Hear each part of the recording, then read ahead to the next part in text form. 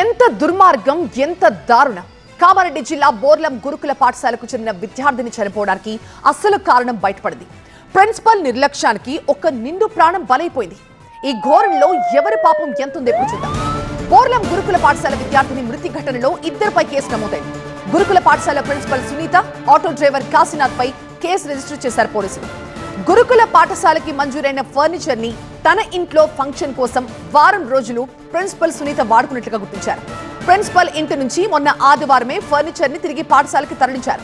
అయితే ఫర్నిచర్ ని తరలించడానికి స్టూడెంట్స్ ని ప్రిన్సిపల్ వాడుకున్నట్లుగా పోలీసులు నిర్ధారించారు. ఆటో నుంచి ఫర్నిచర్ దించిన తర్వాత మళ్లీ అదే ఆటోలో ఎక్కారు విద్యార్థులు. అయితే ఆటో ఒక్కసారిగా స్టార్ట్ చేసి ముందుకు తీసుకెళ్లాడు డ్రైవర్ కాశీనాథ్. దీంతో భయంతో కేకలు వేశారు విద్యార్థినులు. డ్రైవర్ ఆపకపోవడంతో ఆటోలోంచి ఆ నలుగురు పిల్లలు దూకేశారు. ఆటో నుంచి దూకిన సంగీత ప్రాణాలు కోల్పోయింది. ముగ్గురు విద్యార్థులకి గాయాలయ్యాయి.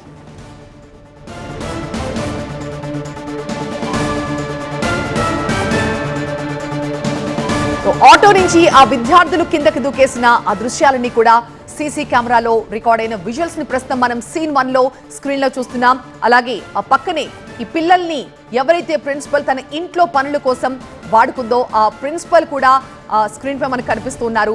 ఇంట్లో సొంత పనులకి గురుకులంలో ఉండాల్సిన విద్యార్థుల్ని ఇలా తీసుకువెళ్లి ఆఖరికి అందులో ఒకరి ప్రాణాలు పోవడానికి కారణమయ్యారు ఈ ప్రిన్సిపల్. ప్రస్తుతం ఆమెను సస్పెండ్ చేసినట్టుగా తెలుస్తోంది. మరోవైపు మృతి చెందిన విద్యార్థిని తల్లిదండ్రులు గుండెలు అవిసేలా రోధిస్తున్నారు. తమ కూతురు చక్కగా చదువుకుని భవిష్యత్తులో తనకెంతో భవిష్యత్తు ఉంది, ఆమెకి ఎన్నో ఆశలున్నాయి జీవితం మీద, అలాంటి పిల్లని అర్ధాంతరంగా ఇలా చంపేశారంటూ అటు తల్లిదండ్రులు కూడా ఆ గురుకులం యాజమాన్యంపై తీవ్ర స్థాయిలో మండిపడుతున్నారు. ప్రిన్సిపల్ సునీతని కఠినంగా శిక్షించాలంటూ వాళ్ళంతా కూడా డిమాండ్ చేస్తూ ఉన్నారు.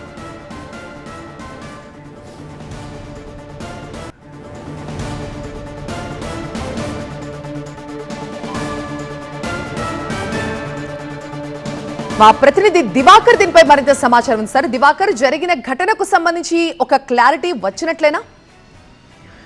పోలీసులు విచారణలో అసలు విషయాలు వెలుగులోకి వచ్చాయి. మొదటి నుంచి ప్రిన్సిపల్ బుకాయించే ప్రయత్నం చేస్తుంది. నిన్న కుటుంబ సభ్యులతో పాటు అన్ని రాజకీయ పార్టీలు, విద్యార్థి సంఘాల ప్రతినిధులు కూడా ఆందోళనకు దిగాయి. ఖచ్చితంగా ప్రిన్సిపల్ నిర్లక్ష్యమే అంటూ వారు ఆగ్రహం వ్యక్తం చేశారు.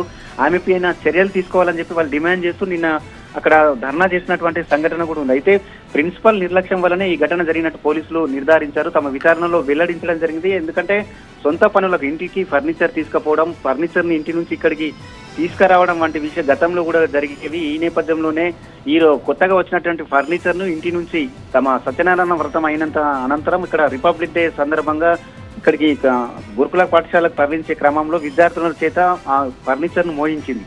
దాంతో పాటు విద్యార్థులు ఇక్కడికి రాగానే మళ్ళీ ఫర్నిచర్ ని అన్లోడ్ చేసిన తర్వాత ఆటోలో మళ్ళీ సరదాగా ఆటోలో కూర్చున్నారు. వాళ్ళు గేట్ వరకు ఆటోలోనే వెళ్దామనుకున్నారు. అయితే ఆటో డ్రైవర్ కాశీనాథ్ ఎవరైతే ఉన్నారో 65 సంవత్సరాల వ్యక్తి, ఆయనకు సరిగా చెవులు కూడా వినిపించాయని చెప్తున్నారు. కానీ రెగ్యులర్ గా ఈ ఆటోలోనే ఫర్నిచర్ కానీ ఇతర టీచర్లను తీసుకెళ్లడం కానీ కూరగాయలు తీసుకురావడం కానీ ఇదే ఆటోను ఎంగేజ్ చేసుకున్నారు. కాబట్టి అది తెలిసిన ఆటో కాబట్టి విద్యార్థులు సరదాగా నలుగురు దాంట్లో కూర్చొని గేటు వరకు వెళ్దాం అనుకున్నారు.